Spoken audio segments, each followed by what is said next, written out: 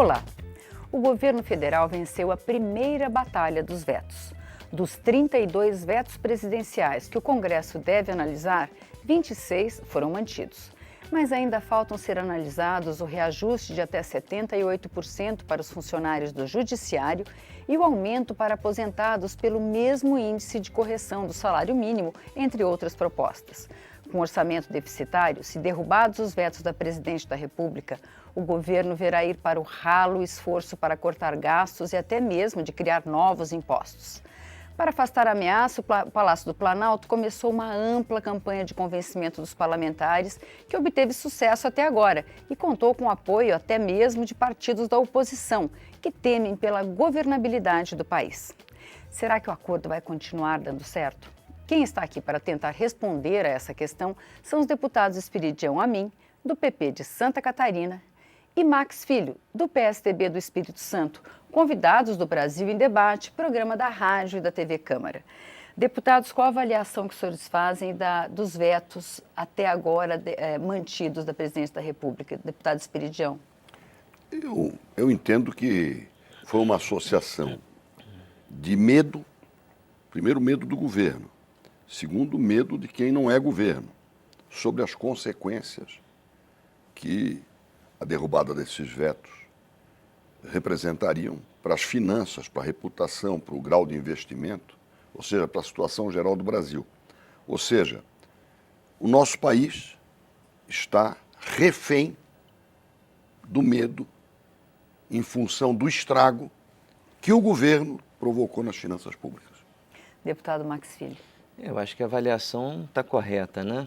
Nós estamos gerenciando uma crise, uma agenda negativa e, na verdade, o governo instalou um programa de redução de danos, né?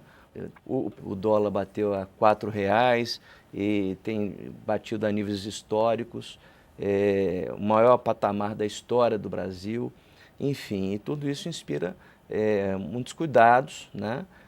Há uma apreensão grande e é só lamentar o fato de que o governo termina descontando exatamente naqueles que recebem o menor salário, na classe mais pobre, né, que está pagando essa conta. E os servidores do judiciário são um caso típico, né, porque a alta cúpula tem tido seus reajustes, inclusive agora já vai se votar a elevação do teto do gasto do funcionalismo público, teto do salário, enquanto o Barnabé, o servidor de carreira, ele fica há 10 anos sem ver reajuste. Na verdade, até estava dizendo ontem o senador Zé Serra, senador Aécio Neves, que o passado é o que mais muda, porque no governo de Fernando Henrique, no governo neoliberal de Fernando Henrique, a cada 4 anos o servidor público tinha garantido a sua recomposição. No caso do servidor do Poder Judiciário, um caso típico, né? Já no governo dos companheiros, são 9 anos sem que o servidor tivesse sequer o direito a 1% de reajuste. Deputado Esperidião, o senhor falou em medo, mas as propostas que foram vetadas e que o Congresso manteve foram as propostas que o próprio Congresso aprovou. O que mudou? Por exemplo, o caso do reajuste dos servidores do Judiciário. O governo deixou votar. Não foi o Congresso que votou.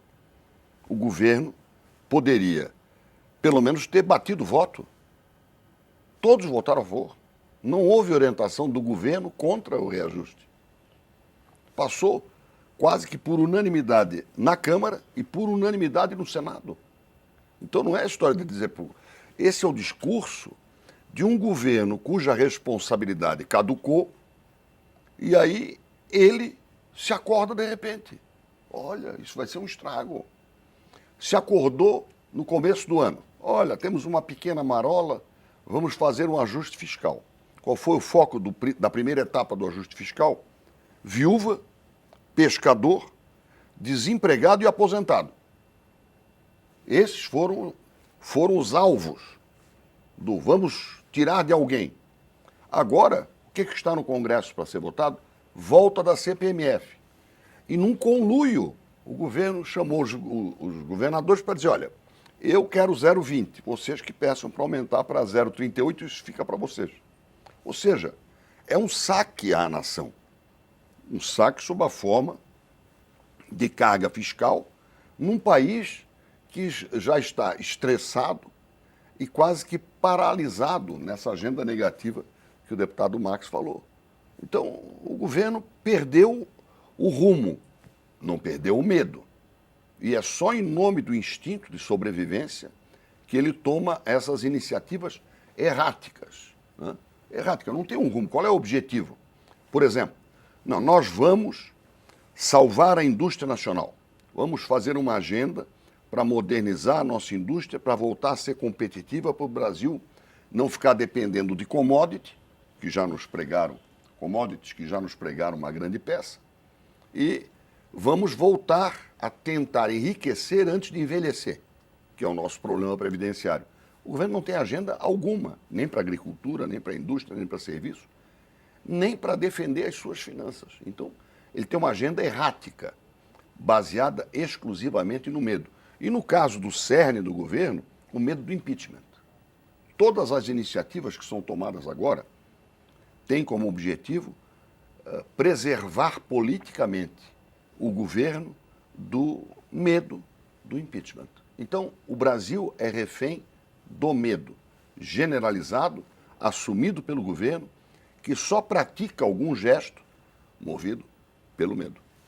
Deputado Maxilo, eu queria saber se o senhor concorda com o que falou o deputado Esperidião. Mas também com a questão, será que seria o momento, num momento de crise, em momentos que a economia vai bem, conceder aumentos, talvez no passado, talvez tivesse sido o momento, mas será que esse momento seria o de conceder esse aumento? Olha, é preciso recompor um pouco da história, né? Porque com Fernando Henrique, a cada 4 anos, esse segmento tinha garantido a sua recomposição.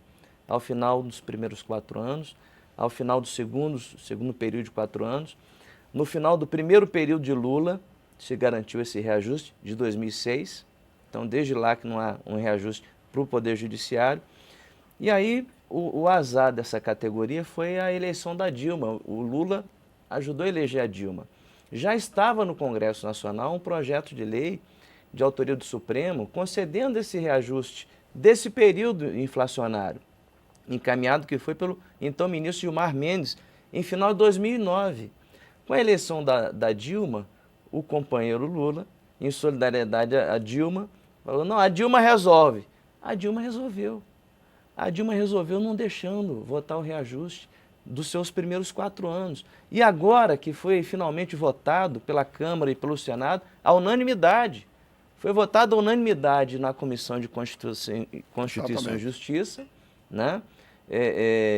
Inclusive em caráter terminativo, não precisou ir ao plenário da Câmara, depois foi ao plenário do Senado, o Senado aprovou a unanimidade. Ou seja, o governo estava dormindo, então. A presidente dorma, agora exato, o governo dormia. A presidente veta. Só que com o veto, ela criou um novo problema e magnificou o antigo. Qual foi o novo problema?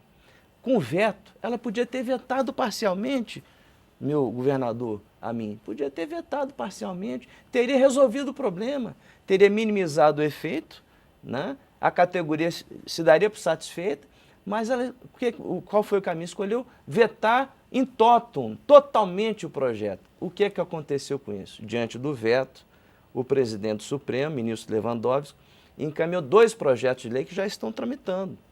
Um de um reajuste menor para o Barnabé, para o servidor público, para o servidor de carreira do judiciário. E outro que eleva o teto do funcionalismo. Ou seja, ela criou um problema novo, ela vai agora provocar o aumento do teto do funcionalismo, com repercussão nos estados e municípios, e criou e magnificou um velho problema, que é a baixa remuneração do pessoal de carreira do Judiciário Federal. Agora, o que mais é lamentável nesse contexto é que para ela conseguir manter esse veto, ela está agora entregando na bacia das almas ministérios importantes com a finalidade tão somente de manter uma base mínima parlamentar na Câmara Federal. O próprio Ministério da Saúde uma base parlamentar para sobreviver. Exatamente. Não para propor. É verdade. Enfim, quer dizer, a saúde do povo não é importante, porque o que é importante é a base parlamentar para garantir o medo A sobrevivência. que o governo tem de um impeachment exatamente. Nenhuma agenda positiva, nenhuma proposta, só para defensiva. Quer dizer, foi isso que permitiu a aprovação dos vetos? Foi essa negociação? Ou os senhores acham que a oposição também começou a temer que, com impeachment ou sem impeachment, haverá anos pela frente, alguém tem que governar o país? A visão foi política ou foi da estratégia do país, deputado? O medo gera solidariedades. Olha, você, daqui a pouco, pode estar no meu lugar. E não terá, a curto prazo, uma solução, porque eu quebrei tão bem o país que não tem muita massa de manobra. Nem o menino Jesus, como se diz, consegue operar um milagre da transmutação, de transformar água em vinho, ferro em ouro, num prazo curto. Então o medo se disseminou, sim. Os que têm expectativa de poder, por exemplo, o PSDB, também tiveram seu senso de responsabilidade pelo medo despertado. Eu não tenho dúvida, mas nós temos medo para não deixar acontecer. Não temos energia para fazer alguma coisa útil para o país. Esse é o nosso maior drama. É você lutar pela sobrevivência sem expectativa do que fazer sobrevivendo. Sobreviver por sobreviver. Esta é a paralisia que o governo está vivendo. Bom, a gente vai ouvir a opinião do PSDB daqui a pouquinho, depois do intervalo.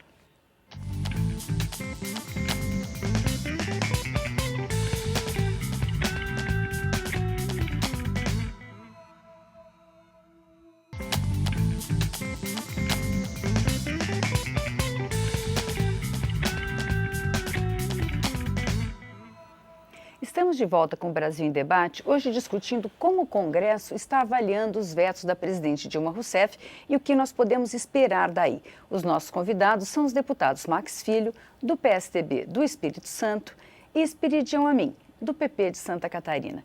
Deputado Max Filho, por que o PSDB resolveu manter os vetos, dar um apoio ao governo nesse momento? Não, o PSDB não decidiu manter os vetos. O PSDB decidiu votar pela derrubada do veto na Câmara e alguns senadores, porque o senador, o Espiridião Amin já foi senador, ele é praticamente uma instituição, né? É um partido à parte.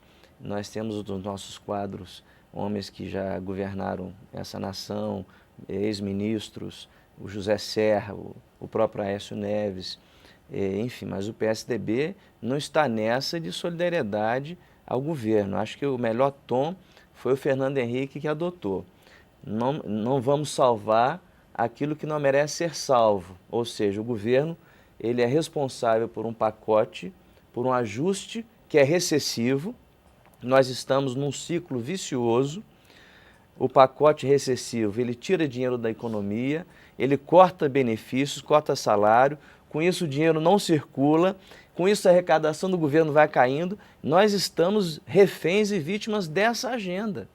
Uma agenda criada por esse governo. Mas houve um apoio simbólico do PSDB, mantendo algumas esses figuras vetos, do deputado. partido, o próprio senador Aécio, não quis esticar a corda no sentido de votar contra tudo e contra todos. O PSDB não adotou na oposição a mesma tática que o PT adotava no passado, né? Aquela expressão, ai governo, sou contra. Quer dizer, votar contra tudo, não, porque o PSDB foi o partido que votou a lei de responsabilidade fiscal, é o partido que implantou a cultura da responsabilidade fiscal. E o PT que votou contra a lei de responsabilidade fiscal... Foi ao Supremo? Exato, foi o Supremo. Está sendo coerente no governo, porque quebrou o Brasil, quebrou as finanças do país. Então, nós reconhecemos a coerência do partido, né, que votou contra a lei de responsabilidade fiscal e no governo quebrou as finanças do país. Então, o PSDB tem essa responsabilidade. O PSDB vai ter que mostrar outras coerências também, né? Refazer o fator previdenciário, votar nos vetos da Previdência também se lembrando do que fez. O autor do fator previdenciário não foi o PT. E o PSDB agora votou contra o fator previdenciário. Nós temos na questão do 85, 95, que são as idades, outros vetos importantes, né? O do salário mínimo, a vinculação ao salário deputado mínimo, Esperidião, em que o PSDB vai ter a sua coerência deputado posta Esperidião, à prova também. Essa questão que agora as questões que ficaram pendentes, a questão do vincular o Essas reajuste duas são dos as mais sérias, né? aposentados ao salário mínimo. O senhor acredita que é um gesto de justiça social, que esse veto pode ser derrubado ou será mantido? Sem Como é que o senhor indicação vê da essa fonte questão? não é responsável. Sem indicar a fonte pela qual você vai vincular a recuperação do poder aquisitivo do salário mínimo, em síntese, eu contribuía sobre 3 salários mínimos, agora estou recebendo uma aposentadoria de 1 salário mínimo e meio. Se você não der a fonte para financiar isso, não é responsável. Essa fonte seria CPMF? Você teria que ter uma fonte. Essa discussão sobre qual é a fonte, eu propus, quando da discussão do royalty do petróleo, que além de educação e saúde, também a recuperação do poder aquisitivo do aposentado em relação ao que contribuía fosse custeada com esses recursos novos do pré-sal. Alguma fonte você tem que ter, porque a nossa política é de elevação absoluta do poder aquisitivo do salário mínimo, salvo em anos de recessão. Agora nós vamos praticamente ter essa política anulada. Se você não tiver uma fonte para que a minha aposentadoria acompanhe o número de salários mínimos que eu pagava e que estão aumentando mais do que a inflação, num período não recessivo, é uma tese, é uma proposta sem fundos. Mas temos outros vetos importantes aí para apreciar, como, por exemplo, dos terrenos de marinha, que afeta o Espírito Santo, afeta Santa Catarina, afeta 17 estados do Brasil. E aí é uma coisa muito grave, porque o governo tinha feito um acordo. O senhor pode explicar? O deputado Maxilli queria falar anteriormente. Até porque afeta Não, porque o senhor, antes, eu gostaria só que o deputado Max Filho falasse sobre a questão do salário mínimo, depois a gente volta na questão dos terrenos de marinha. Inclusive, eu ia pedir para o senhor explicar melhor a questão. Não, estou concordando. A questão do salário mínimo, o senhor acha que é possível manter esse reajuste dos aposentados, a proposta de reajuste, de equiparação de reajuste, sem uma fonte, e se essa fonte não seria a CPMF? Olha, o AMIN pede a coerência do PSDB, que lá no passado criou o fator previdenciário, que agora ajudou a derrubar o fator previdenciário na Câmara. Na verdade, naquele momento histórico, o Brasil estava vindo de um momento de hiperinflação e o PSDB conseguiu matar a hiperinflação, a inflação, e o mais difícil foi remover os escombros da cultura inflacionária do país. Essa cultura está voltando. Quer dizer, o governo atual, ele está trazendo de volta a inflação. E o imposto inflacionário é aquele que mais tira do pobre. Porque o grande, o rentista, está com o seu dinheiro no banco, está investindo em títulos, está ganhando dinheiro com a própria inflação, mas o pobre, ele não tem como se defender. Ele recebe o salário no final do mês, o assalariado, de uma forma geral, a classe média, recebe no final do mês, depois da inflação já ter comido boa parte do seu dinheiro, né? Então, nós enxergamos a perspectiva da remuneração do aposentado voltar a vincular ao salário mínimo, porque o momento atual não é aquele momento em que o PSDB eliminou a inflação da cultura do brasileiro. Então, nós estamos valorizando o salário mínimo, valorizando as aposentadorias. O PSDB ele tem um grande desafio, que é subir e descer, subir geograficamente na nação, norte e nordeste, mas descer socialmente no sentido de falar o que o povo entende. Então, o PSDB não é aquele partido demofóbico, como alguns tentam dizer, que é contra o trabalhador, contra o aposentado. Não! O PSDB é um partido que tem um legado histórico importante e que dialoga e que está presente na luta do trabalhador e do aposentado. Deputado Amin, a questão dos terrenos de marinha, porque esse é uma coisa bem difícil para a gente entender. Eu vou procurar ser bem conciso, mas não esqueçamos o seguinte: neste momento, a política econômica do governo colocou como cláusula pétrea, como Deus de todos nós, os juros. os juros e o que nós pagamos de juros, cada vez juros mais elevados, porque o risco Brasil aumentou. Isso ninguém discute. Nós queremos fazer ajuste fiscal em cima, nesse momento, do trabalhador, da viúva, do pescador, queremos criar CPMF com a parceria dos governadores, mas ninguém discute quanto é que o Brasil está pagando de juros, e cada vez uma taxa mais elevada. Isso é um assunto para discussão junto com os vetos. Quanto aos terrenos de marinha, nós temos três assuntos de terreno de marinha. Temos uma medida provisória que foi editada agora, dia 31 de agosto, que é uma réplica, ninguém falou isso ainda, da medida provisória 1647 do Fernando Henrique Cardoso, em 98. É uma réplica. Pega uma e encosta na outra. Você vê que o governo está aproveitando muita coisa dos tucanos nesse caso. Segundo, nós temos a Lei 13.139, que tinha sido proposta pelo governo, sobre a qual fizemos um acordo. O acordo foi aprovado na Câmara e no Senado, e mesmo assim o governo vetou o que tinha acordado, e você sabe que isso no parlamento é inadmissível. Fez um acordo, tem que cumprir. O governo vetou alegando que as circunstâncias econômicas mudaram. Por exemplo, a participação dos municípios, onde o governo arrecada, o governo federal, sem dar nenhuma contrapartida, pelo menos que os municípios participem com 20% dessa receita. Vetou. Isso está sendo apreciado. Da receita do que é arrecadado nos terrenos de marinha. Exatamente. E o governo não faz nada em torno dos terrenos de marinha. Os terrenos de marinha, o que são, deputado? A gente pode E finalmente temos uma PEC, aliás, 4 propostas de emenda à Constituição, que extinguem o Instituto, essas PECs, o Instituto dos Terrenos de Marinha, que são o quê? 33 metros medidos sobre a partir da média pré-mar de 1831. Então você tem que ter uma técnica para saber onde é que era a média pré-mar de 1831, contar 33 metros nesta área, seja promontório, seja praia, seja costa. A propriedade é da União, e se você quiser ocupar, ter o foro ou se transferir o domínio da área para um outro, você paga taxa de ocupação, foro ou laudêmio, sobrepondo-se ao IPTU que você paga, sem nenhuma contrapartida. É um aluguel que o governo federal cobra no município que você administra, que você tem que cuidar do lixo, tem que impedir invasões, tem que fazer infraestrutura em áreas de interesse, como balneários, por exemplo, e mesmo áreas urbanas. Como agora, a extinção, então, extingue temos 3 iniciativas. Uma renda importante é dos para municípios. extinguir esse instituto que só existe no Brasil. E foi criado para beneficiar a coroa. Agora nós estamos na República, mas o terreno de marinha foi ficando.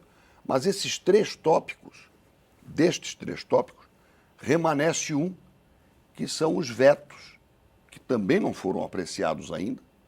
E, aliás, o governo perdeu, o governo está dizendo que ganhou, o governo conseguiu 120 votos, incluindo votos não. A última votação recupera. Estava em 126 quando o presidente Renan encerrou a sessão. O governo conseguiu botar em votos 126, sendo que alguns do PMDB eram para obstruir. Não, para derrubar o veto. Perfeito. Ou seja, nos 126 que ele colocou, tinha voto contra o governo.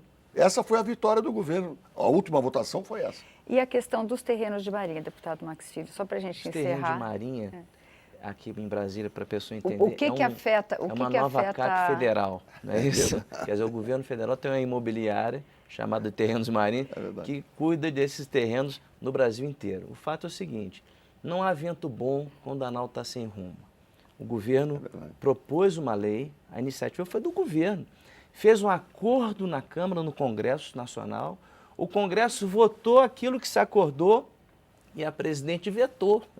Então, quer dizer, nós estamos vivendo esse momento. O Congresso votou o quê e a presidente votou isso, 20% da receita para os municípios e o laudêmio, que é o imposto de transmissão, é mais um imposto.